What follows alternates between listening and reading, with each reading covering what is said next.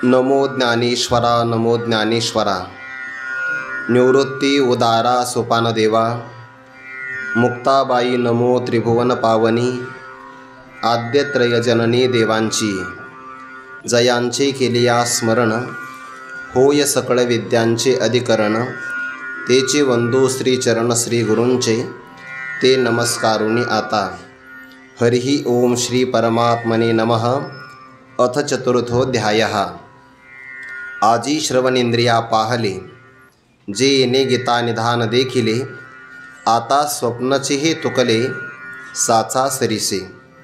कैवल्य साम्राज्य चक्रवर्ती विश्वमौली ज्ञानोबाराय सकल ब्रह्मनिष्ठ गुरुजनांच्या परमकृपेने श्री भगवती ज्ञानेश्वरीच्या 3 अध्यायाचं चिंतन केल्यानंतर आजपासून आपण चतुर्थ अध्यायाला प्रारंभ करत आहोत। या अध्यायाच्या प्रारंभाला भगवान श्री ज्ञानोबारायांनी प्रस्तावना किंवा प्रास्ताविक केलेला आहे।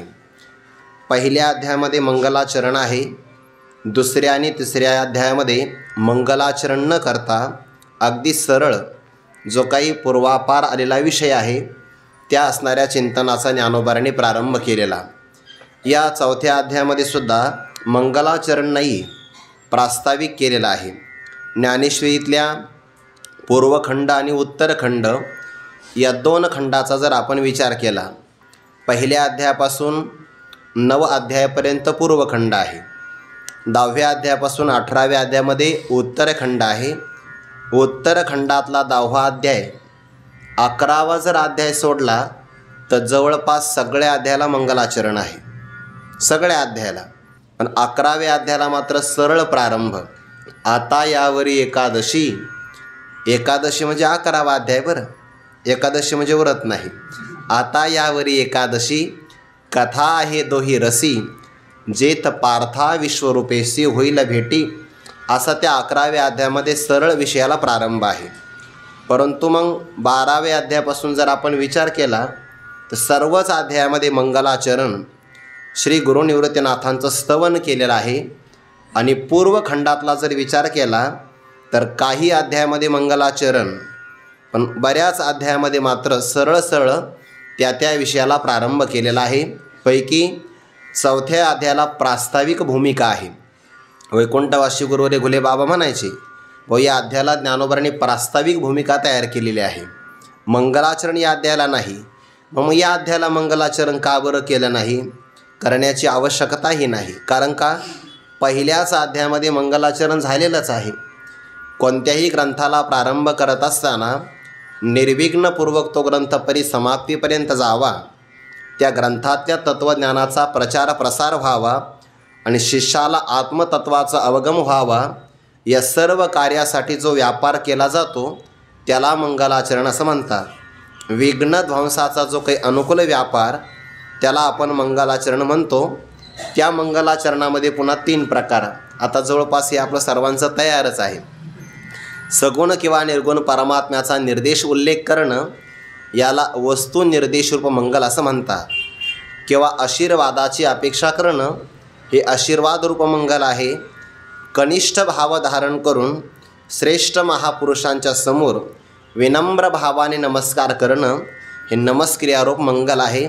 हे मंगलाचरण पहिल्या अध्यायाच्या प्रारंभाला झालेलं आहे। किंवा काही अध्यायामध्ये ज्ञानोबारायांच्या शब्दांची योजना इतकी अपूर्व आहे की एका ओळीमध्ये सर्व प्रकारची मंगलाचरणं साधली जातात। जसं की नमो विशदबोध विदग्धा विद्यारविंद प्रबोधा पराप्रमेय प्रमदा विलासिया, या एकाच ओळीमध्ये सगळ्या प्रकारचे मंगलाचरण आहे। नमो पदाने नमस्क्रियारूप मंगल, पराप्रमेय प्रमदा यामध्ये वस्तुनिर्देशरूप मंगल, आणि विशदबोध विदग्धा विद्यारविंद प्रबोधा यामध्ये आशीर्वादरूप मंगलही आपल्याला साधता येतं किंवा विचार करता येतो। पैकी या अध्यायाला मात्र मंगलाचरण नाही, प्रास्ताविक केलं आहे। पहिल्या अध्यायामध्ये श्री भगवद्गीतेची प्रस्तावना आहे। ज्ञानोबाराय म्हणतात 18व्या अध्यायामध्ये, तरी पहिला जो अध्याय तो शास्त्र प्रवृत्ती प्रस्ताव, गीता नावाचं शास्त्र का प्रवृत्त झालं या पाठीमागची असणारी पार्श्वभूमिका ती पहिल्या अध्यायामध्ये आलेली आहे। युद्धाचा प्रसंग भक्तराज अर्जुनाला आवेश, आणि त्या आवेशामध्ये भगवंताला सांगितलं की जरी कौरव आणि पांडव समोरासमोर उभे असेल, सगळेजण युद्धाकरता आले, पण माझ्या योग्यतेचे कोण आहे किंवा मला कोणाकोणाबरोबर युद्ध करावं लागेल हे क्षणभर मला पाहायचं आहे. येथ आले असं ते आघवे, परी कवनेसी म्या झुंजावे, ते रणी लागे पहावे म्हणून या. म्हणून देवा क्षणभर माझा दोन्ही सैन्यांच्या मध्यभागी रथ उभा करा. अशी देवाला आज्ञा केल्याबरोबर भगवंताने काहीच तक्रार न करता, प्रत्युत्तर न देता, ऐका अर्जुन इतुके बोलिला, तव श्रीकृष्णे रथो पेलिला, दोही सैन्या माझी केला उभा तेने. आणि त्या दोन्ही सैन्यांच्या मध्यभागी रथ उभा केल्यानंतर आता ज्या अर्जुनाला हे कौरव आतुर दुःस्वभाव वाटत होते, त्याच अर्जुनाच्या मनामध्ये मातुला हा श्वशुरा पौत्रा पुत्रा शाला संबंधिनस्तथा असा एक ममतेचा भाव निर्माण झाला.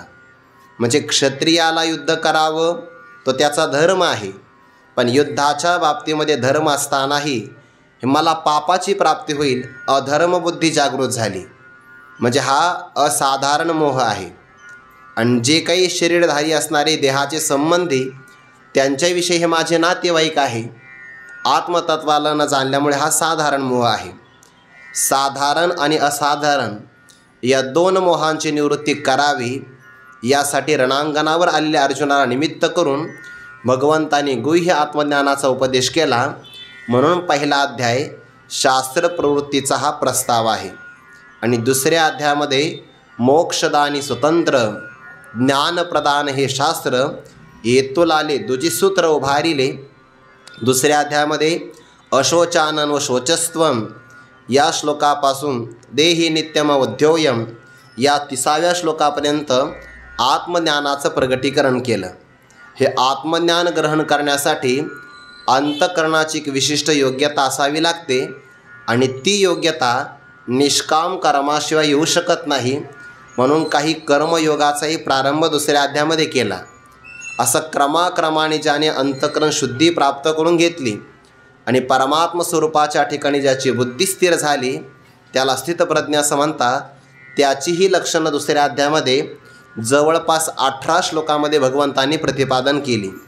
यानंतर कर्माच्या संबंधाने भक्तराज अर्जुनाने प्रश्न विचारला, तुमच्या मतामध्ये आत्मज्ञान श्रेष्ठ आहे, कर्म कनिष्ठ आहे, मग असं असतानासुद्धा मला साधारण कर्म तुम्ही सांगत नाही, माझ्याकडून हिंसक कर्म करून घेता लाजबरी वाटत नाही. जायसी चेत कर्म नसते मताबुद्धिर्जनार्दन, तत्किम कर्मणी घोरे माम नियोजयश केशव. आपण मात्र भयानक कर्मामध्ये माझी योजना का करता?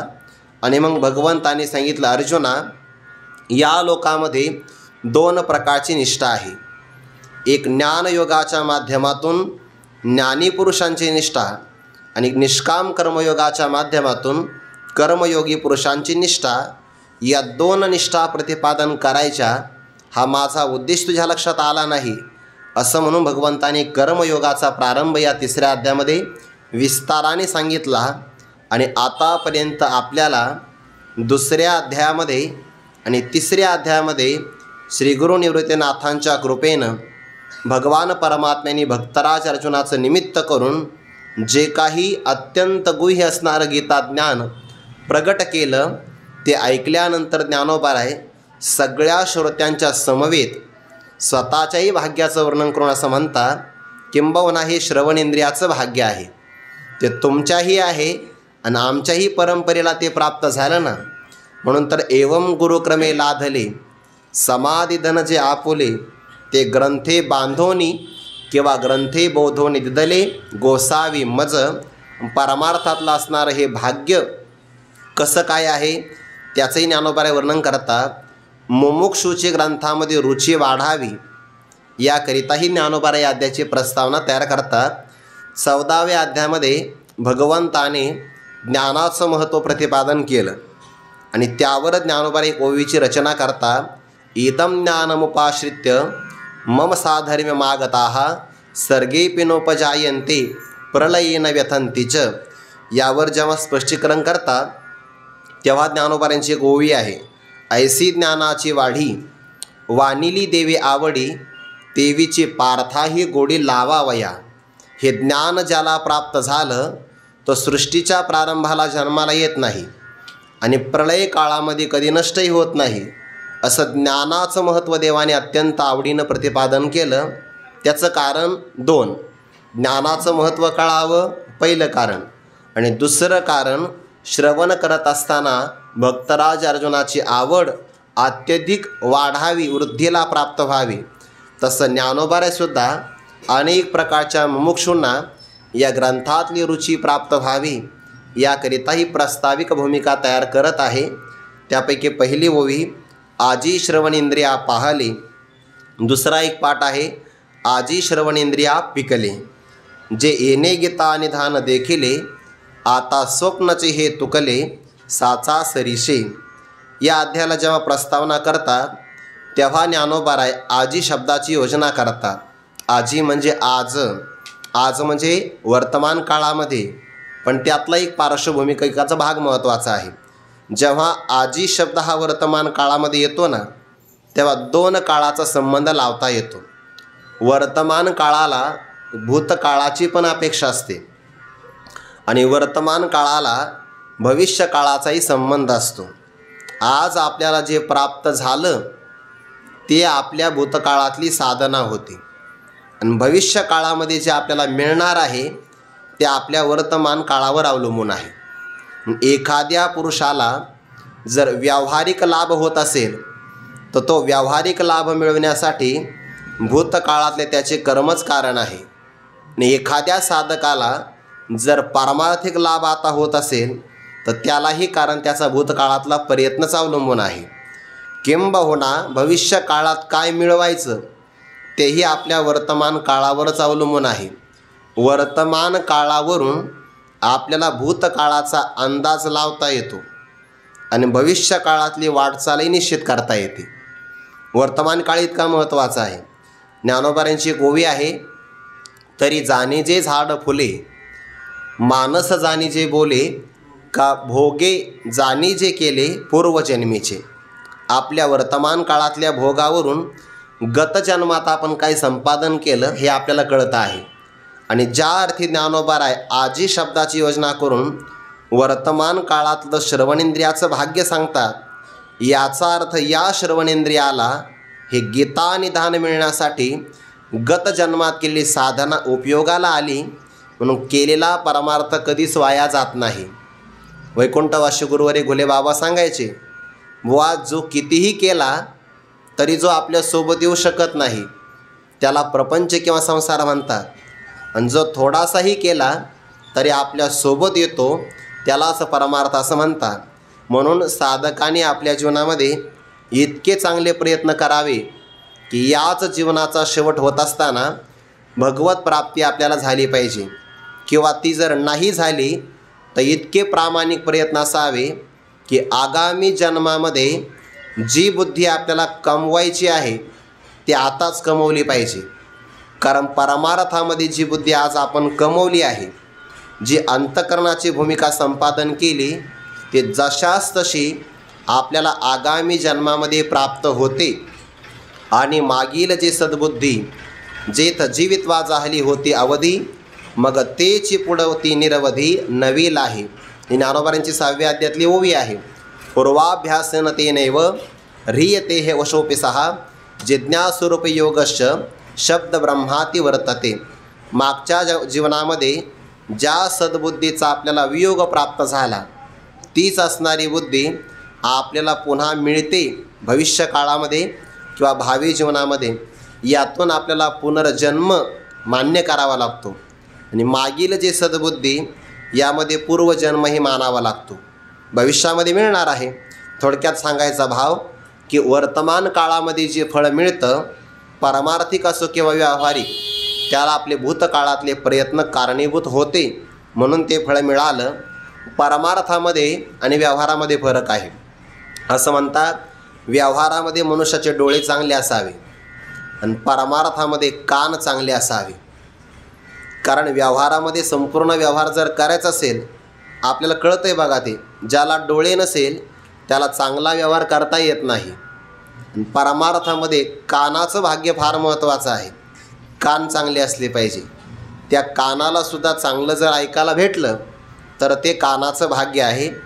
सर्व इंद्रियांचा जर परमार्थामध्ये उपयोग होत असेल तर मग ते चांगले आहे.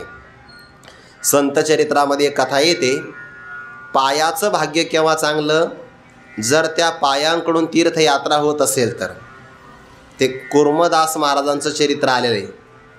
संत चरित्रामध्ये पैठण नावाचं त्यांचं गाव आहे. चातुर्मासामध्ये कीर्तनकाराच्या मुखातून भगवान पंढरीनाथाचा महिमा श्रवण केला आणि विचार केला की आपल्यालाही पंढरीनाथाच्या दर्शनाला जायचं.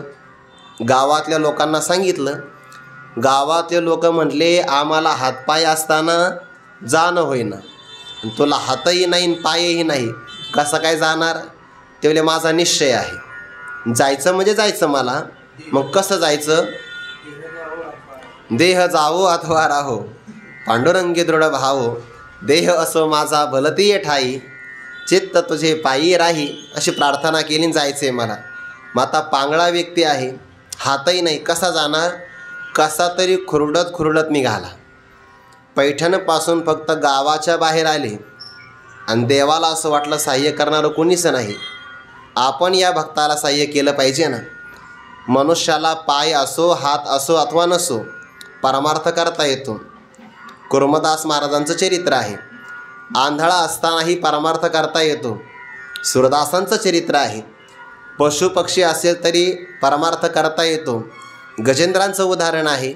परमार्थाला अडचण कशाचीच नसते, फक्त परमार्थाला अडचण आपल्या मनाची असते. मन करारे प्रसन्न, सर्व सिद्धीचे कारण मनात असेल तर परमार्थ चांगल्या प्रकारे करता येतो. भगवान एका कापडाच्या व्यापाऱ्याच्या निमित्ताने तिथं आले आणि कुर्मदास महाराजांना विचारलं, कुठं चाललात? म्हणे, मी पंढरपूरला चाललो. जाणं होईल का? बघू, 4 महिने बाकी आहे. आषाढीचा कालावधी संपलेला आहे. चातुर्मासाचा सगळा कालावधी व्यतीत झाला तरी चालेल. कार्तिकी यात्रेपर्यंत मात्र जायचं आहे. निघाले. मग ते कुर्मदास महाराजांनी भगवंताला विचारलं, तुम्ही कुठं चाललात? म्हणे, मलाही पंढरपूरला जायचं आहे. अहो, पण तुम्ही वेगात जाणार. भगवान म्हणले, नाही, पैठण ते पंढरपूर या मार्गावर जेवढे गावं आहेत, रस्त्यापासून 5 किलोमीटर उजव्या बाजूला आणि 5-6 किलोमीटर डाव्या बाजूला हे सगळे आपले गिऱ्हाईक आहे. यांनी उन्हाळ्यात कपडे घेतले लग्नाला, पण पैसे नाही दिले अजून. या सगळ्यांचे पैसे मला वसूल करायचे आणि मग मी व्यापार करणार किंवा पुढे जाणार. भगवान असं खोटं बोलले. त्यामुळे मलासुद्धा वेळ लागू शकतो. फार झालं तर दररोजचा माझाही प्रवास थोडाच होणार आहे. कारण गावात आतमध्ये जायचं, पैसे गोळा करून मागायचं आणि लोक एकाएकी पैसे देतच नाही. घेताना म्हणतात देव सोयाबीनवर, कपाशीवर, पण देताना मात्र देत नाही. त्यामुळे मलासुद्धा वेळ लागू शकतो. आणि मग दिवसभर कुर्मदास महाराजांनी कसं तरी चालण्याचं पण प्रकार आहे, कसं तरी खुरडत जावं आणि गावात एखादं मंदिर पाहिलं की मुक्कामी थांबावं. सायंकाळी भगवंतांनी यावं, स्वतः स्वयंपाक करावा आणि कुर्मदास महाराजांना स्वतः जेवू घालावं. मला त्यातला हा विस्तार करायचा नाही, पण परमार्थामध्ये इंद्रियांचा उपयोग आहे. जर आपल्याला पायांना तीर्थयात्रा घडत असेल तर पायाचं भाग्य आहे. डोळ्यांना जर भगवत दर्शन झालं असेल तर ते आपल्या डोळ्यांचं भाग्य आहे. दुसरं उदाहरण, सूरदास महाराजांचं उदाहरण. बिल्वमंगळ हे त्यांचं पूर्वजीवनातलं नाव. पत्नीवर फार प्रेम, न सांगताच माहेरी निघून गेली. तुलसीदास महाराजांचं आणि सूरदास महाराजांचं चरित्र जवळपास थोड्याफार प्रमाणामध्ये सारखंच आहे. धर्मपत्नीला भेटायला गेले. धर्मपत्नीनं विचारलं, जेवढ्या वेगामध्ये तुम्ही माझ्याकडं आलात तेवढ्याच प्रचंड वेगाने जर भगवंताकडे गेला असता तर प्रभूची प्राप्ती झाली असती की नाही? स्त्री पुत्र बंदीजन नारायण स्मरविती, उपदेश भलत्या हाती, झाला चित्ती धरावा, नये जाऊ पात्रावरी, कवटीसार नारळी. म्हणून पात्र बघायचं नसतं, उपदेश मिळाला की निघाले तर पुन्हा एका विहिरीवर पाणी पिण्याकरता थांबले. डोळ्यांनी धोका दिला. रूपाचं आकर्षण निर्माण झालं.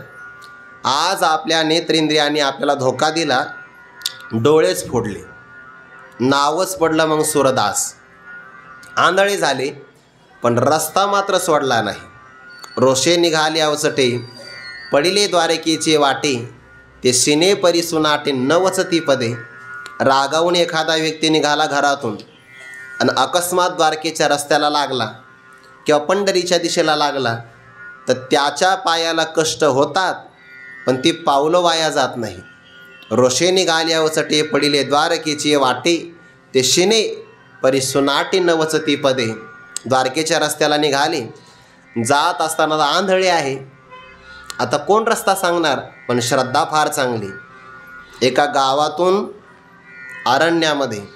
अरण्यातून घडदाट जंगलामध्ये, जंगलातून डोंगरावर आणि डोंगरावरून एका पठार प्रदेशावर गेले. आता पठार प्रदेशावर काय आहे? दरी समोर. 1-2 पावलं जर टाकले तर दरीमध्ये कोसळणार. भगवंताने विचार केला, त्याला नाही दिसत पण आपल्याला तर दिसत आहे ना. सर्वतः पाणी पादम तत् सर्व तोक्षी शिरो मुखम. आपल्याला तर हजारो नेत्र आहे, सगळं आपल्याला कळतं. माझ्या सूरदासाला काही दिसत नाही. आणि भगवान तिथं एका लहान 8 वर्षाच्या बालकाच्या वेशात प्रगट झाले, गुराखी रूपाने, आणि आवाज दिला. ते सूरदास म्हणाले, ज्या अर्थी हा आवाज आला हा माझा कृष्ण कन्हैयाच असला पाहिजे. कारण 3 दिवसापासून मी प्रवास करतो, साधा मला चिमणीचाही आवाज नाही आला. आणि ज्या अर्थी इथं बालकाचा आवाज आला याचा अर्थ हा माझा कन्हैयाच असला पाहिजे. आंधळी माणसं हुशार फार असतात. ते म्हणाले, माणसं लांबून काय हाक मारतोय, थोडा जवळ ये की. म्हणजे सूरदासांनी आणखीन एक पाऊल पुढं टाकला. भगवान म्हणाले, आंधळा तर आहेच आहे पण बहिरा पण आहे वाटतं, आवाज ऐकू येत नाही. 1 पाऊल अजून टाकलं आणि दरीत कोसळणार. भगवंतानी मागून हात पकडला आणि मागं खेचलं. आता पूर्वी आवाज दिला त्यामुळे वाक्यकृपा मिळाली होती आणि आता हाताचा स्पर्श झाल्यामुळे हस्तकृपा. ते भगवंताचा हात लागल्याबरोबर दिव्य चैतन्याचा अंगामध्ये संचार झाला आणि त्यांच्या लक्षात आलं, हा हात सामान्य व्यक्तीचा नाही आहे, हा हात मात्र चैतन्याचा आहे. कारण त्या हातावरून कळतं ना, आपल्यालाही लोकांचे हात कळतात ना. समजा त्यांचा आपण हातात हात घेतला तर लगेच कळतं तंबाखू खाणारा आहे, कळतं ना आपल्याला ते सुद्धा. पण सूरदास होते ते, त्यांनी भगवंताचा हात आपल्या हातामध्ये घेतला. भगवंताला असं वाटलं सहाय्य करावं तर याने आपल्याला पकडलं. योगी यांच्या ध्यानी ध्याता ना तोडशी, मला पकडतो आहे. भगवंताने बलाचा वापर केला आणि हाताला इसडा मारला, हात सोडून घेतला. आणि मग तेव्हा सूरदासाने शब्द वापरला, हस्तम उत्क्षिप्य यातोषी बलात् कृष्ण किमद्भुतम हृदयात यदि निर्यासी पौरुषम गणयामी ते. त्यातलं हिंदीतलं वचन फार गोड आहे. आपला सार्थ गाथा आहे ना संस्थेचा, त्यामध्ये कथा आली बघा शेवटी. हात छुडाकर जात हे दुर्बल जानत मोय, प्रभू मेरे हृदय जाय मर्द कहावे तोय. त्या संस्कृत श्लोकाचा अनुवाद आहे. अरे हाताला बलाचा वापर करून माझा हात सोडून जातो, यामध्ये आश्चर्य काय आहे? हिम्मत असेल तर माझ्या हृदयातून जाऊन दाखव, तेव्हा तुझा पौरुष पराक्रम मी मानेल. पौरुषम गणयामी ते. भगवान प्रसन्न झाले. आणि बहुतेक भगवंत अशाच भक्ताला लवकर प्रसन्न होता. जे असे श्री अनंता मधुसूदना पद्मना असं भगवंताला नाही आवडत. ते त्याला असे गवळणीसारखे शिव्या देणारे, जनाबाईंसारखे हाजरी घेणारे किंवा सूरदास महाराजांसारखे असे तिखट बोलणारे लागतात. ते काही लोकांना सवय असते, असं आपण सांगितलं ना व्यवस्थित बसा, इथलं नाही बरं कीर्तनातला सांग, नाही नाही नाही, ते असे मस्तपैकी जस काही दशक्रियेच्या प्रवचनाला बसले असे बसतात लांब लांब, तिखट बोलावं लागतं. तसं भगवंताला ते बोलले, मर्द कहावे येतोय. परमात्मा प्रसन्न झाले आणि सांगितलं, सूरदासा काही इच्छा आहे? म्हणे भगवान मला डोळे द्या. दिले डोळे. भगवंताचं नखशिखांत अवलोकन केलं आणि सांगितलं, प्रभू आता एक काम करा. म्हणजे काय? मला पहिल्यासारखं आंधळं करा. मग हेच काम आहे का आम्हाला? डोळे द्यायचे आणि पुन्हा काढून घ्यायचे? का बरं डोळे नको आता? ते म्हणाले, प्रभू ज्या डोळ्यांनी तुमचं कोटी कंदर पदर पहारी अपूर्व सौंदर्य पाहिलं आहे, त्या डोळ्यांनी पुन्हा मला आता विनाशी सांसारिक प्रपंचातले विषय पाहिजेच नाही. मला पहिल्यासारखं आंधळं करा. हे डोळ्याचं भाग्य आहे. तसं परमार्थामध्ये सर्वात मोठं भाग्य आहे श्रवण इंद्रियाचं. कारण परमात्म्याला जेव्हा आपल्या हृदया नावाच्या सिंहासनावर आरूढ करायचं असेल, त्या सिंहासनापर्यंत जायचं असेल, त्याचा प्रवेश मार्ग हा कानातून आहे. 10व्या अध्यायामध्ये होई बघा, तरी ऐके ऐके गा सुवर्म वाक्य माझे परम, जे अक्षरे लेवणी परब्रह्म तुझं खेवासे आले. परब्रह्माला तुला आलिंगन देण्याची इच्छा आहे अर्जुना. परब्रह्म मीच आहे आणि ते परब्रह्म तुझ्या हृदयाला आलिंगन देण्याकरता येणार आहे. पण त्या परब्रह्माला निमित्त लागतं. म्हणून अक्षरे लेवोनी, अक्षर म्हणजे शब्द ब्रह्म, वेदाची प्रमाण, संत वाङ्मयातलं प्रमाण किंवा शब्द प्रमाण. आणि या शब्द नावाच्या प्रमाणाचं वस्त्र अंगावर परिधान करून अक्षरे लेवोनी म्हणजे वरती अक्षर आहे आणि अक्षराच्या आतमध्ये परमात्मा आहे. म्हणजे ते आहे शब्द ब्रह्म आणि त्याच्या आत आहे परब्रह्म. म्हणून आपल्याला जेव्हा ज्ञान होतं ना, तेव्हा ते प्रबल प्रमाण असणारं शब्द प्रमाण आणि त्याच्याचद्वारे ज्ञान होतं. प्रबल प्रमाणाने झालेलं ज्ञान अबाधित असतं. सगळ्यांमध्ये प्रबल प्रमाण जर कोणतं असेल तर ते वेदाचं आहे. प्रमाणोत्पादिता विद्या प्रमाणम प्रबलम विना न नश्यती न वेदांतात प्रबलम मानमीक्षते. म्हणून भगवान म्हणतात, अक्षर आपल्या अंगावर धारण करून परब्रह्म तुझं खेवासे आले. हे गीतेतलं प्रमाण. भागवतातलं प्रमाण, प्रविष्ट हा कर्ण रंध्रेन स्वानाम भावसुरोरुहम धुनोति शमलम कृष्ण सलिलस्य यथा शरद. ज्याप्रमाणे शरद ऋतूला पावसाळ्यामध्ये नद्यांचं गढूळ पाणी शांत झाल्यामुळे स्वच्छ होतं, किंवा तो शरद ऋतू जसं त्या पाण्याला स्वच्छ करतो, तसा हा परमात्मा कर्णरंध्रेन प्रविष्ट हा आपल्या कानांच्या असणाऱ्या छिद्रातून आपल्या हृदयामध्ये प्रवेश करतो. आणि प्रवेश केल्यानंतर सगळ्या प्रकारचा अविद्येचा मळ तो धुवून टाकतो. म्हणून श्रवण फार महत्त्वाचं आहे. परमार्थामध्ये कान चांगले असावे बरं. 13व्या अध्यायामध्ये एक शब्द आला त्याकरता, श्रुतीपरायणाः. जे श्रवण करणं, श्रुती म्हणजे श्रवण आणि पर म्हणजे श्रेष्ठ, आयन म्हणजे स्थान. आपल्या जीवनामध्ये चांगल्या प्रकारचं श्रवण करायला मिळणं हे ज्यांना जीवनातलं सगळ्यात मोठं ठिकाण वाटतं आहे. जसं की आपण शब्द वापरतो ना, हरिभक्त परायणः, तसा गीतेमध्ये एक शब्द आला, श्रुतीपरायणाः. श्रवण करणं सगळ्यात मोठं श्रेष्ठ ठिकाण आहे. आणि या श्रवणाचं महत्त्व सांगत असताना गुरुवर्य डॉक्टर बाबा एक प्रमाण सांगत असतात. तर श्लोकच आला आहे, पण आता तो नेमका लक्षात नाही, स्मरणात नाही.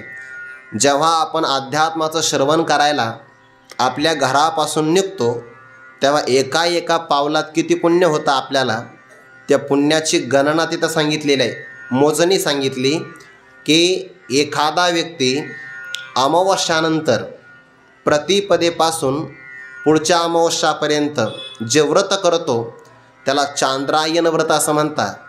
आणि त्याचा नियम असा आहे, प्रतिपदेला 1 घास खायचा संपूर्ण दिवसात. बरं, संपूर्ण दिवसामध्ये असं म्हणतात, मोर नावाचा पक्षी त्याच्या उदरातून जेवढं ते पिलांचं अंड येतं की नाही, तेवढाच 1 घास एका दिवसाला, द्वितीयेला 2 घास, असं करता करता पौर्णिमेपर्यंत ते वाढवत जायचं, 15 घास. पौर्णिमेनंतर पुन्हा 1 घास कमी करायचा चंद्राच्या कलेप्रमाणे. म्हणजे चंद्राच्या कलेप्रमाणे जेवण वाढवत जायचं आणि चंद्राच्या कलेप्रमाणे पुन्हा ते घट करायची आणि अमावस्याला पूर्ण उपवास करायचा. असं 1 महिन्याचं व्रत केलं की त्याला 1 चांद्रायन व्रत असं म्हणतात. किंवा दुसरं एक व्रत आहे त्याला कृच्छ्र व्रत असं म्हणतात. त्या व्रतामध्ये शेतकऱ्यांनी आपल्या शेतामध्ये ज्वारी सोंगून नेली, जे काही धान्याचे किंवा ज्वारीचे कण जमिनीमध्ये पडतात ते वेचून आणायचे आणि त्यावर आपला उदरनिर्वाह करायचा. किंवा ते धान्याचे कण आणायचे, गाईला खाऊ घालायचे आणि गाईच्या उदरातून शेणात जर ते कण आले तर ते धुवून काढायचे आणि पुन्हा खायचे. किंवा आणखीन एक प्रकार, जिथं धान्य बाजार भरतो, सगळा बाजार संध्याकाळी निघून गेला की रस्त्यावर पडलेले धान्याचे कण झाडून आणायचे, धुवून काढायचे, गाईला खाऊ घालायचे गाईच्या उदरातून शेणातून स्वच्छ होऊन आले की मग ते खायचे. याला कृच्छ्र व्रत असं म्हणतात. कृच्छ्र म्हणजे अत्यंत कठीण. ऐकलं तरी कठीण आहे, करणं किती कठीण आहे. आणि असं एखाद्या व्यक्तीने 80 व्रत केले, एका महिन्याला एक व्रत, एका वर्षात फक्त 12च होतील. 12 पंचे 60, 12 72 ना. आणि पुन्हा 80 करण्यासाठी 8 व्रत लागतील. म्हणजे जवळपास 6.25 वर्षाचा कालावधी लागेल 80 चांद्रायन व्रत करण्यासाठी. चांगलं आहे का? 80 चांद्रायन व्रत करून जे पुण्य मिळतं ते पुण्य एखादा साधक अध्यात्म श्रवण करायला निघाला की त्याला एका पावलात मिळतं. एका पावलात 80 चांद्रायन व्रत केल्याचं पुण्य मिळतं. म्हणून ज्याचं घर जेवढं लांब तेवढा तो पुण्यवान, कारण तो पायी येणार आहे ना. एका पावलामध्ये एवढं पुण्य. आणि म्हणून ते पुण्यसुद्धा फार महत्त्वाचं. श्रवण करत असताना ते चांगलं करावं. उपनिषदामध्ये एक प्रमाण आहे, परमात्मा श्रवण करायलासुद्धा बऱ्याच लोकांना मिळत नाही. श्रवणायापि बहुभिर्यो न लभ्यः. हे परमात्मा श्रवण करायलासुद्धा अर्जुना मिळत नाही आहे सर्वांना. पण ते आणखीन एक ओवी बघा. आता ते ओवीचा भाव मला आठवेना नेमकं. अवधान करुणी पघळ वाक्य माझे निर्मळ अवधारी पा. अशी का 18व्या अध्यायामध्ये ओवी आहे. तिथे एक शब्द आला आहे ज्ञानोबा यांचा, हे भाग्य बरवे असा शब्द आहे. त्या बाबतीमध्ये जसा एखादा चकोराची असणारी कणव धारण करून मेघ पाण्याला घेऊन येतो, तसा अर्जुना मी करुणा संपन्न असाच भाव आहे. हे तुला श्रवण करायला मिळणं हे तुझं भाग्य बरं आहे. चांगलं जर भाग्य असेल तर मनुष्याला चांगलं श्रवण करायला मिळतं, नाहीतर श्रवण करायलाच मिळत नाही. 2ऱ्या अध्यायामध्ये आणि 3ऱ्या अध्यायामध्ये साक्षात भगवंताच्या मुखारविंदातून आपल्याला हे श्रवण करायला मिळालं. म्हणून ज्ञानोबा म्हणतात, आज श्रवणेंद्रियांच्या बाबतीमध्ये आतापर्यंत जो काही दुष्काळ होता ना, चांगलं ऐकण्याचा दुष्काळ, तो आज दूर झाला. श्रवणेंद्रिया पिकले असा एक पाठ आहे. हा तैसा मनाचा मारून करिता इंद्रिया दुःख न देता येथ मोक्ष असे आहिता श्रवणाची माझी. हे श्रवण इंद्रियाचं भाग्यच आहे. श्रवण नावाच्या साधनेचं महत्त्व आहे. इथं भाव सांगायचा पिकले म्हणजे काय झालं, सुकाळ प्राप्त झाला. श्रवण इंद्रियाला अध्यात्म श्रवण करायला जर मिळालं नाही तर तो त्याच्याकरता दुष्काळ आहे. आणि आम्हाला बाकीचं मिळालं ते काही कामाचं नाही. चांगलं जर अध्यात्म श्रवण करायला मिळालं आणि ते 2ऱ्या अध्यायामध्ये 3ऱ्या अध्यायामध्ये मिळाल्यामुळे श्रवण इंद्रिया पिकले असा एक पाठ आहे. 2रा एक पाठ आहे आता या प्रस्तुत ओवीमध्ये, आजी श्रवणेंद्रिया पाहले. आज आमच्या श्रवणेंद्रियाला अर्थात कानाला पाहले म्हणजे उजाडले. आतापर्यंत अंधारच होता, कारण आतापर्यंत फक्त प्रपंच वार्ताच ऐकल्या, संसार असणाऱ्या विनाशी प्रपंचाच्या गोष्टी ऐकल्यामुळे ते ऐकणं म्हणजे आमच्या कानाला एक प्रकारचा अंधकारच होता. कारण त्यातून अविद्येचा विस्तार आहे, अज्ञानंधकाराची प्राप्ती आहे. पण ज्या काळामध्ये श्रवणेंद्रियाला आत्मज्ञान श्रवण करायला मिळालं, प्राप्त झालं, तेव्हा त्या श्रवणेंद्रियाचं भाग्य उदयाला आलं. जसं आपण म्हणतो ना भाग्याचा उदय ते हे जोडी संत पाय, तसं आज श्रवणेंद्रियाला उजाडलं, श्रवणेंद्रियाचं भाग्य उदयाला आलं. त्याचं काय कारण, जे नाम कारण येणे म्हणजे या श्रवणेंद्रियाने गीता निधान देखिले. गीता नावाचा निधान गुप्त ठेवा तो याने पाहिला. वास्तविक पाहणं हे काम डोळ्याचं आहे. पाहणं म्हणजे काय, रूपदर्शन घेणं. पाहणं हे काम डोळ्याचं आहे. आणि ज्ञानोबा काय म्हणतात, आज आमच्या श्रवणेंद्रियाला पाहलं, उजाडलं की त्याला गीता नावाचा ठेवा पाहण्याकरता मिळाला. तर याचं वर्णन असं आहे, रूप नावाचा विषय हा नेत्रेंद्रियालाच कळतो हे मान्य आहे, परंतु अध्यात्मज्ञानाचं श्रवण करायला मिळालं तर आत्मतत्व नावाचा ठेवा पाहण्यासाठी कानच चांगले असावे लागतात. म्हणून इथं श्रवणेंद्रियांची असणारी सूक्ष्मता, श्रवणेंद्रियांची असणारी शुद्धता जेव्हा ती मिळेल तेव्हा त्याला गीता नावाचा ठेवा पाहायला मिळेल. आता गीता अर्थात भगवद्गीता याला ज्ञानोबाने ठेवा असं म्हटलं आहे. आणि ठेवा हा गुप्त असतो, त्याच्यावर अनेक प्रकारचे आवरणं असतात. आणि तो ठेवा जर पाहायचा असेल तर त्याकरता जमिनीत पुरलेला ठेवा हा सामान्य पुरुषाला दिसत नाही, त्याला व्यक्ती पायाळू असावा लागतो. ज्ञानोबाने त्याकरता म्हटलं आहे ते तर सदैव आणि पायाळा वरी दिव्यांजन होई डोळा, मग देखे जैसी अवलिळा पाताळ धने. जमिनीमध्ये पुरलेलं धन हे 4 लक्षणांनी संपन्न असणाऱ्या व्यक्तीला दिसतं. भाग्यवान असावा, पायाळू असावा, दिव्यांजन प्राप्त असावं आणि त्याच्या ते डोळ्यामध्ये घालावं. जर त्याच्या डोळ्यामध्ये दिव्यांजन घातलं तर त्याला पाताळामध्ये जमिनीत पुरलेलं धन त्याला दिसतं.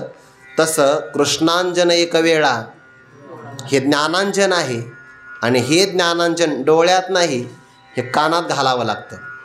कानात जर हे अंजन प्राप्त झालं तर त्याला गीतानिधान प्राप्त होतो. हा एक अर्थ. दुसरा एक अर्थ असा होतो, नाथ महाराजांची हरिपाठात प्रमाण आहे, कानी जे पेरिले डोळा ते उगविले, व्यापके भरिले तोचे हरी.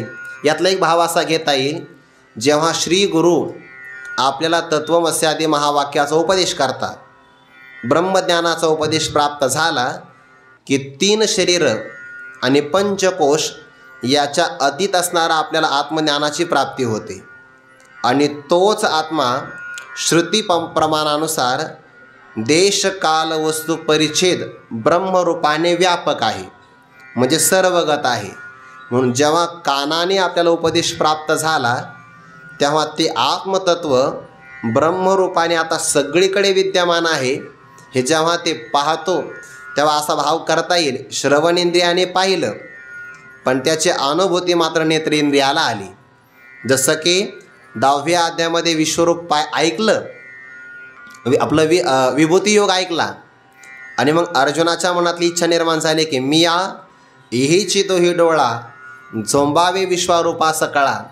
ज्या विभूती मी भगवंताच्या कानाने आतापर्यंत ऐकल्या त्या मला डोळ्यालाही पाहायला भेटल्या पाहिजे ना.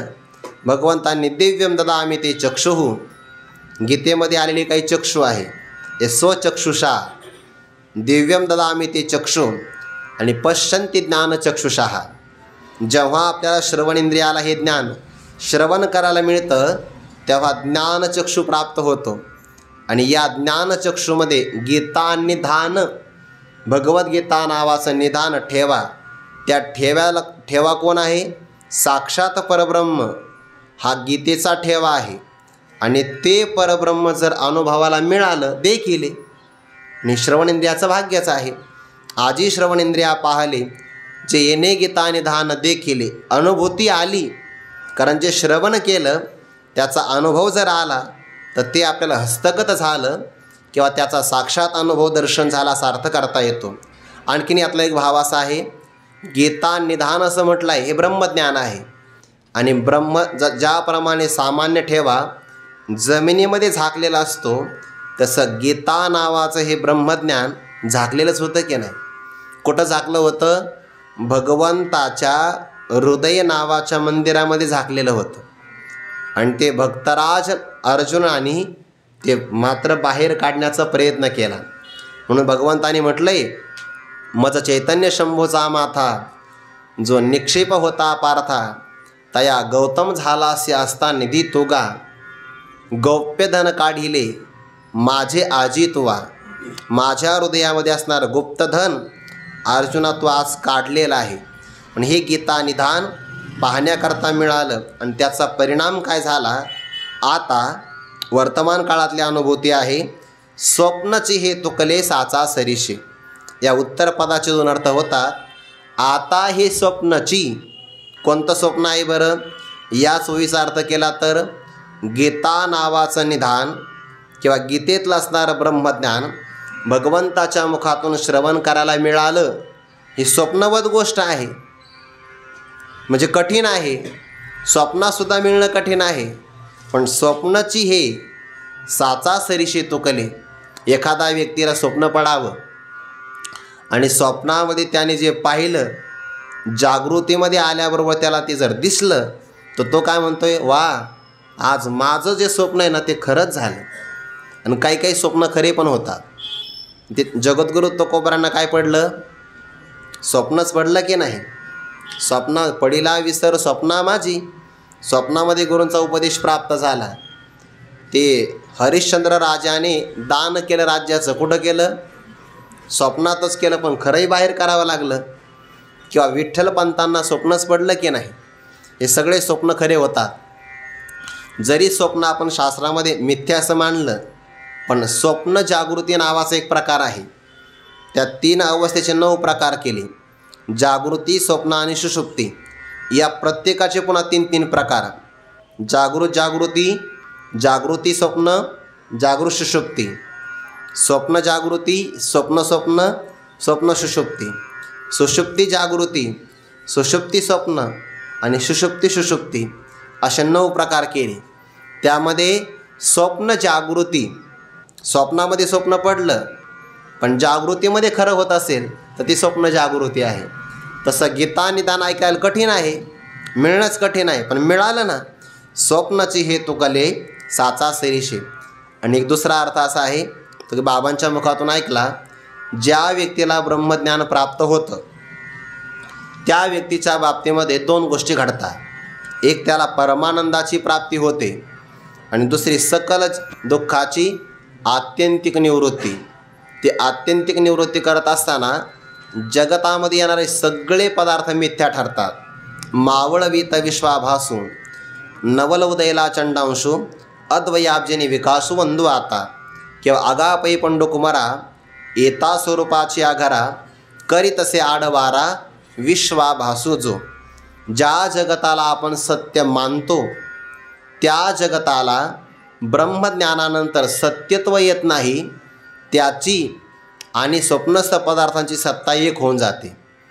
ज्या असणाऱ्या पदाची किंवा ज्या गोष्टीची सत्ता तिन्ही कालामध्ये अबाधित राहते त्याही पारमार्थिक सत्ता. ब्रह्मज्ञाना वाचून ज्याचा बाध होतो त्याही प्रातिभासिक सत्ता. जसं की स्वप्नस्थ पदार्थ, त्याला काही ब्रह्मज्ञान लागत नाही, आपोआप त्याचा बाध होऊन जातो. पण ब्रह्मज्ञाना वाचून ज्याचा बाध होऊ शकत नाही अशी असणारी जगतातल्या पदार्थांची व्यावहारिक सत्ता आहे. पण जेव्हा आपल्याला खरं ब्रह्मज्ञान होतं तेव्हा जगतातले सगळे पदार्थ स्वप्नाप्रमाणेच मिथ्या होतात. ज्ञानदेव म्हणे, पाहता पाहिले स्वप्नीचे चेईले जाईल रया. जसा एखादा व्यक्ती स्वप्नातून जागा झाला, म्हणजे स्वप्नातून जागृतीला आला की त्या जागृतीमुळे स्वप्न खोटं ठरतं, तसं जो व्यक्ती आत्मजागृतीमध्ये आला तेव्हा त्या आत्मजागृतीच्या समोर या जागृतीतले सगळे पदार्थ मिथ्या ठरतात. अविद्येची अनिदा विश्वस्वप्नाचा हा धांदा भोगीत होता प्रबुद्ध अनादी जो. तो महावाक्याचे नावे गुरुकृपेचे थावे.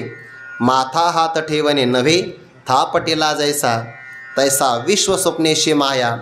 नित सांडोनी धनंजया सहजेची चेईला अद्वयानंदपणे जो.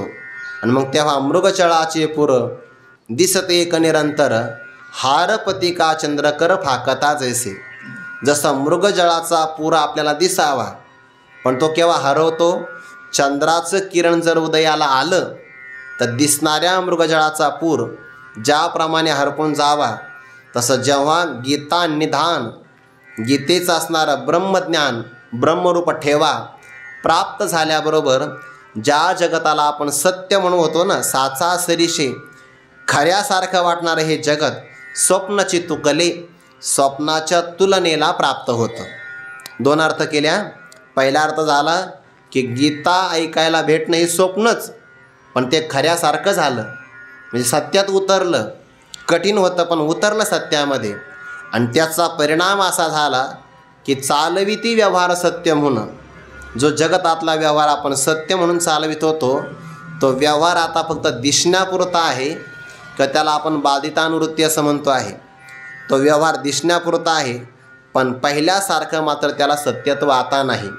म्हणून श्रवणेंद्रियाचे भाग्य आहे जेव्हा ब्रह्मज्ञानाचं श्रवण होतं ते श्रवण झाल्याबरोबर व्यष्टी असणारा देहसुद्धा बाधित होतो आणि समष्टी असणारं जगतसुद्धा बाधित होऊन जातं.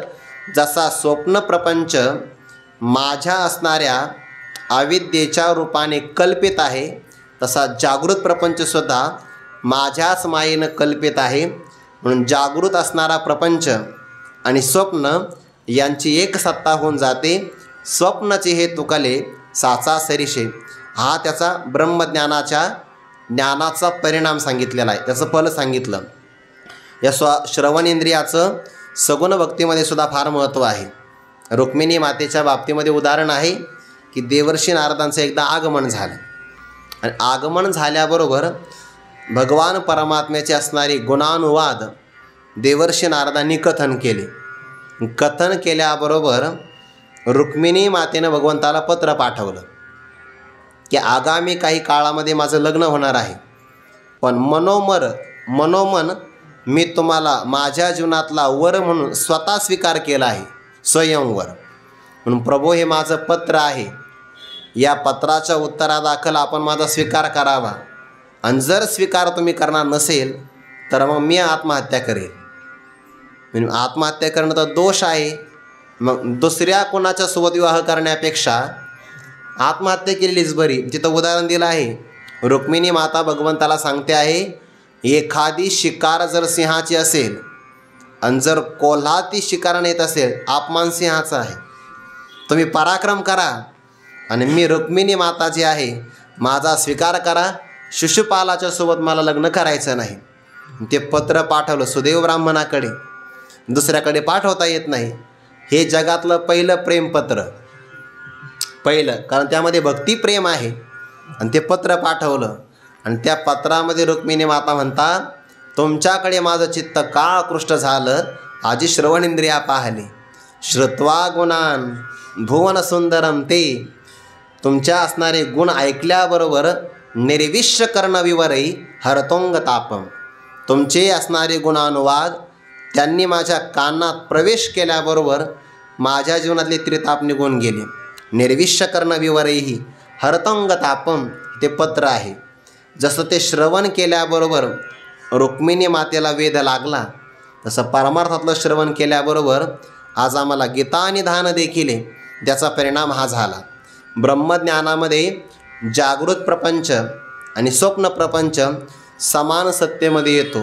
किंवा पुढं जाऊन सांगता येईल, स्वप्नाला तरी शास्त्रामध्ये अल्पदेश आणि अल्पकाळ सांगितलेला आहे. जागृतीला योग्य देश काल सांगितलेलाच नाही. स्वप्न तरी आपल्या कंठामध्ये असणाऱ्या पुरितत नावाच्या नाडीमध्ये पडतं. क्षणभर आपलं मन तिथं जातं, क्षणभर काल आहे आणि पुरितत नावाचा नाडीचा देश आहे. अल्पदेश किंवा अल्पकाळ का व्हायना स्वप्नाला सांगितलं आहे, पण जागृतीतले पदार्थ कुठं निर्माण झाले त्याला देशही सांगितलेला नाही आणि कालही सांगितलेला नाही. म्हणून स्वप्न खोटं आणि त्या स्वप्नामध्ये एखाद्याला मृगजळ दिसावं ते किती खोटं. जसं स्वप्नातलं मृगजळ खोटं तशी जागृती खोटी आहे. हे स्वप्नी देखील स्वप्न किंवा जे जे देखणे सकळ ते हे स्वप्नीचे मृगजळ. म्हणून आता स्वप्नाची हे तो कले साचा सरीशे, खऱ्यासारखं वाटणारं जगत स्वप्नतुल्य झालं. किंवा गीतेतलं ज्ञान आम्हाला त्याची सत्यता पटल्याबरोबर साचा सरीशे, सवे म्हणजे बरोबर. ज्या काळामध्ये ब्रह्मज्ञान होतं युगपत, त्याला वेळ नाही लागत, त्याच क्षणी हे सगळं सत्य वाटणारं जगत स्वप्नतुल्य होऊन जातं. आपण कायम उदाहरण पाहतो, जनकांना स्वप्न पडलं आणि स्वप्नामध्ये आक्रमण झालं. आता आक्रमण इतकं घाईला आलं युद्ध की परकीय राजा आता एखादा घाव घालेल तर मृत्यू प्राप्त होईल. जनकांनी विचार केला स्वप्नामध्ये, राज्य चालवणं काही सोपं नसतं. राजाला अनेक प्रकारचे ताणतणाव असतात. त्यातला हा एक तणाव आहे की समोरचा शेजारचा शत्रू कधी आक्रमण करेल सांगता येईल.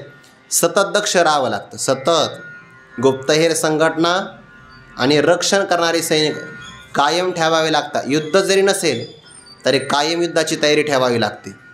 मग आता कदाचित एखादा घाव बसला तर मृत्यूपंथाला जावं लागेल. जनकाने युद्धात विचार केला आपण पलायन करणं चांगलं आहे, पण आपण जर वाचलो तर सैन्याची पुन्हा जमवाजमव करू, नवीन युद्ध करू आणि गेलेलं राज्य पुन्हा परत मिळवू. म्हणून ते कोणालाही न दिसता एका गुप्त रस्त्याने पलायन करू लागले. स्वप्नात पलायन करता करता युद्धभूमी सोडली. एका अरण्यातून दुसऱ्या अरण्यात, दुसऱ्या अरण्यातून दुसऱ्या राज्यात प्रवेश केला. रात्रभर पळतात, कपडे फाटून गेले सगळे. राजाचा अवतार बदलला आणि कपडे फाटल्यामुळे अंगावर ओरखडे रक्त वाहू लागलं, भिकाऱ्यासारखे दिसू लागले. चेहऱ्याची कांती बदलून गेली आणि प्रचंड भूक लागली. भूक लागते बरं, कालचा सोमवार असल्यामुळे भूक लागते. भूक लागल्यानं मग आता काय करावं, प्राणाचा धर्म आहे. जोपर्यंत आपण अन्न सेवन करणार नाही तोपर्यंत आपल्याला काही शक्ती येणार नाही. म्हणून विचार केला इथं कुठं अन्न मिळतं का, बघूया अन्न मिळतं का. रस्त्याने काही भिकारी चालले होते. जनकाने त्यांना विचारला का हो इथं कुठं अन्नदान. ते नाही का आम्ही अन्नदान तिकडंच चाललो म्हणे. मलाही सोबत येऊ द्या. ते म्हणले ये, पण आमच्या मागं चालायचं. म्हणे का, आम्ही माझी, तू आता नूतन आलेला आहे, आमच्या मागं चालायचं. माझे विद्यार्थी लय वजन टाकतात नवीन विद्यार्थ्यावर, म्हणे आमच्या मागं यायचं. आणि भिक्षा घेतात ना. अन्न सत्रामध्ये गेले, खिचडी वाटपाचा कार्यक्रम सुरू झाला. जनक राजे आहे, स्वप्नात एवढे भिकारी खिचडी घ्यायलासुद्धा पात्र नाही. मग कर हेच पात्र, आपले हातच पात्र केले आणि त्यांचा क्रमांक येईपर्यंत खिचडी संपली. अहो काहीतरी द्या, काहीच नाही म्हणे. जे काही भांडं त्याला जे खालून लागलेलं होतं ना, करपलेलं, तीच खिचडी काढली. आता भुकेलेल्या मनुष्याला पदार्थ महत्त्वाचा नसतो, त्याला भूक भागणं महत्त्वाचं. वारीमध्ये आपण जातो, शेळ्या भाकरी जरी असेल तर पचतात, कारण भूकच लागलेली असते ना. तेव्हा काही समोर येऊ द्या, काहीसुद्धा, ते तर विधिनिषेध चालतच नाही. एखादं मला हे नाही चालत, राहा उपवाशी, दुसरा काय पर्याय त्याला, ते खावंच लागतं. खिचडी घेतली आणि पाण्याच्या जवळ जाऊन भक्षण करणार तेवढ्यात एका घारीने झडप मारली. पिंड घारीने झडपिला त्या काळामध्ये. आणि झडप मारल्याबरोबर जनक राजे त्या पाण्याजवळ पडले. जसे तिथं पडले तसे चंदनाच्या पलंगावर सुमनाच्या शय्येवर विराजमान असणारे जनकजी इथं महालात जागे झाले. तिथे पडल्यामुळे इथं जागे झाले. आणि मग त्यांनी मनात विचार केला, जे मी आता पाहतो आहे हे खरं का 2 क्षणापूर्वी मी जे पाहिलं ते खरं, नेमकं खरं काय. ते खरं म्हणावं तर याला खरं का म्हणू नये, नाही हे खरं म्हणावं तर त्याला खरं का म्हणू नये. बरं त्याला खोटं म्हणावं तर याला खोटं का म्हणू नये. स्वप्नाला आपण खोटं का म्हणतो, म्हणे जागृती त्याचा उपयोग नाही. स्वप्नामध्ये धन सापडलं तर जागृतीमध्ये उपयोगाचं नाही ना. तसं जागृतीतलं पाणीसुद्धा स्वप्नात उपयोगाचं नाही. दुसऱ्या दिवशी सभेत विचारलं सगळ्यांना, सांगा म्हणे हे खरं का ते. लोक म्हणे आम्हाला हेही कळाना तेही कळाना, नेमकं काय हे का ते. अष्टावक्र जे आले आणि त्यांनी उत्तर दिलं, राजा हे खरं का ते हे महत्त्वाचं नाही, जसं ते तसं हे किंवा जसं हे तसं ते. जर स्वप्नाला खरं मानत खोटं मानत असेल हेही खोटंच आहे, आणि याला जर तो खरं मानत असेल तर तेही खरंच आहे. दोघाची सत्ता एक आहे थोडक्यामध्ये. म्हणून आता स्वप्नाचे हे तुकले साचा सरीशे.